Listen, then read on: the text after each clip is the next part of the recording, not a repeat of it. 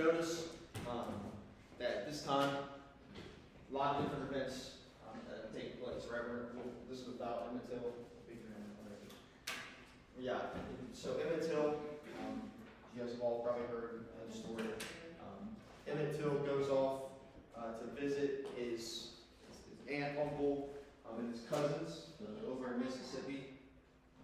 And as he's there, he goes into the convenience store, gas station, and is said to have, or accused, I guess, of whistling or saying something to a white woman.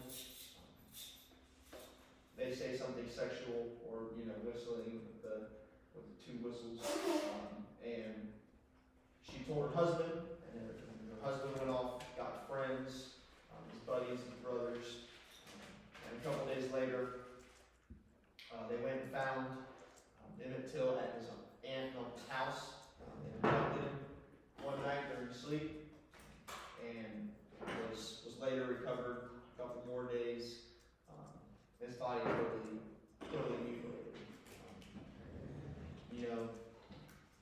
By the sound of mutilation, his body's very unrecognizable. His face torn to shreds, his body all cut up, scraped. Looks like a whole new different person, right? So very sad moment. But his mother has the idea of putting together an open casket. It's going to allow the whole world to come in and see Emmett Till if they want. Why would you do this? To show how cruel the world is. To show how cruel the world is? Okay. Give me some more. What else do you think? What were you going to say, Boo? She wanted people to see what they did to her son. Okay. Or something he did. Right. Were these? That he wasn't aware of. Okay. Were these men? Were they caught? No. Well, they were, but they didn't get. They didn't tell them they had. Exactly. They took their word. They said that he was in the wrong, but they had nothing to do with it. They didn't kill him. They did nothing wrong. Eventually, the wife does come out and says that they were wrong. That Emmett Till never said anything or did anything. That they did wrongfully accuse him and kill him. But the men were never.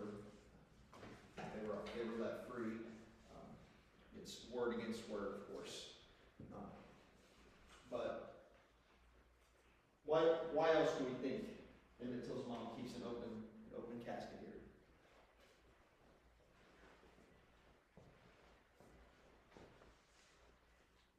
Could it be to show that there's no repercussion for what's going on to her son? She wants to open the eyes of.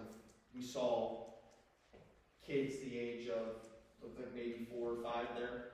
Once they open the eyes of all African Americans in America, wants them to see that if they don't start to stand up and they don't start to fight, then this is soon to be their outcome. Because it's happening to pastors, it's happening to ministers, and it's happening to people in businesses all over. A couple months later, it's going to happen to Rosa Parks, right? She's not going to be killed, but she's going to be arrested and prosecuted, all because she is not going to give up her seat on the bus to a white man, right? This is going to start a string of different events that are going to ensure that African Americans fight for rights is still peaceful, right? We're going to get to the bus boycotts, sit-ins, along with marches and protests. We're talking about the freedom rides, stuff like that. But last story before I turn you guys loose to finish the questions is the Little Rock Nine, 1957, right? Maybe a couple years later, passed a bill after Brown versus Board and replacing Ferguson. This Little Rock Nine, group of 9 students, oldest age of 17, so right around your guys' age, right there. These 9 students are going to be trying to get into a school They're going to be heavily harassed and discriminated against until some laws are passed, orders are secured, federal troops show up to escort these 9 students into this formerly all-white school. But in order to break barriers. So, don't need to say too much. We're watching one video. Watching you guys loose. What about you, sir? Do you think the college students will show up? If I got anything to do with it, they won't show up. Well, I think it's a breaking point with the school integration. I just don't feel that they have a right to go to school. It is easy to believe today that we are an enlightened society, free from problems of race, gender, or economic separation. But some of the most difficult lessons we learn are a result of individuals who push us through these divisive barriers. In September of 1957, 9 black school children, the eldest only 17, forced us through such a blockade. They sought a better education for themselves and the opportunity to pursue the American dream. This is Central High School, Little Rock, Arkansas. Troops, which for nearly 2 weeks lined the sidewalk here in front of the high school, under orders to keep the colored students out, have been replaced now, and their orders to comply with the law, which means let the Negro students in if they come in. We were Terrence Roberts, Jefferson Thomas, Thelma Mothershed, Elizabeth Eckford, Ernest Green, Carlotta Wall, Melba Patillo, Minnie Jean Brown, and Gloria Ray. They became known as the Little Rock Nine. The 1954 Supreme Court ruling on Brown versus the Board of Education found segregation of schools unconstitutional. But as the Little Rock Nine approached the high school, segregationists swarmed the campus. There's no business out there. This is our school out there, they are down.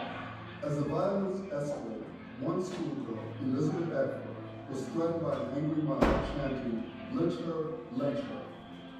President Dwight Eisenhower intervened in Little Rock and set a precedent for our nation as a whole. Such an extreme situation has been created in Little Rock. This challenge must be met, and with such measures that will preserve to the people of the whole their lawfully protected rights in a climate permitting their free and fair exercise. In the present case, the troops are there pursued to law solely for the purpose of preventing interference with the orders of the court. On September 25, 1957, the 101st Airborne Division and 10,000 National Guard troops escorted the Little Rock Nine as they walked bravely past screaming mobs and made their way to the classrooms of Little Rock Central High School. Just put here on this end that the students are in. You feel it's worth it going through this? Yes, I do. These 9 heroes were willing to step forward and in doing so altered the course of history. Marquette University is honored to bestow upon them the Pierre Marquette Discovery Award for this extraordinary contribution to the advancement of education for all people. The Little Rock Nine stand not just for racial equality, but also for the promise upon which our society is founded, opportunity and equality for all, willing to strive, struggle, and achieve.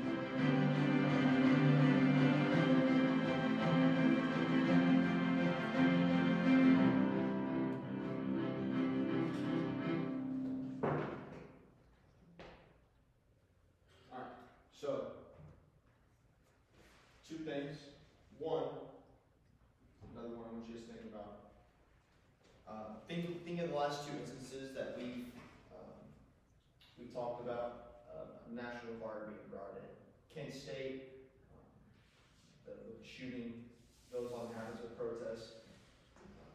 What do you think that maybe not the 9 students, as they may not necessarily know about the Kent State shooting, but what do you think their parents that may know about it, what do you think their thoughts about the National Guard being called in are?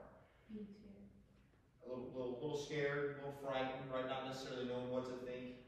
There's guards there that have been there to keep African American students out, and now they're bringing in the National Guard to, who knows, make sure that these 9 students stay out. But no, they're rather gonna come in, ensure that these students are able to get to class, and all this. I wonder how the cost was that day. Say what? I wonder how the cost was that day. So, it's very, very tension filled still, right? The students are still gonna face harassment. You can actually go online and read stories. 2 of the students, were still pushed downstairs, spat on at lunch, had to sit alone. So still face a lot of discrimination in the school, because the course guards aren't gonna stay there all year round. So the students are gonna soon start facing more and more harassment as well. When are you putting our test grade in? Today, right now. They'll be in today, right now. You said that yesterday. I know, but I'm actually working on it today. When? Right now. Oh. All right. Tomorrow, we're gonna start talking about freedom rides, sit-ins, bus boycott, stuff like that. Ways that African Americans are gonna protest, not try to win their rights, fight for their rights, okay? Go ahead, you have this sheet. If you don't have it, I have extras, but we got the questions. Reading is on Schoology, civil rights reading. Go ahead, get that finished. We have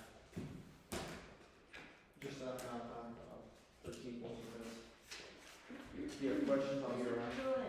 What's the civil rights dog? What is what? The civil rights dog. Where's the Dog. That's what it says. Should be civil rights reading. This? Oh, that's what we were talking about yesterday. I need a pencil, please. When did we do that? I know. So what is it, so I can do it? I gave it to you yesterday. Online. No, the other one about the documentary.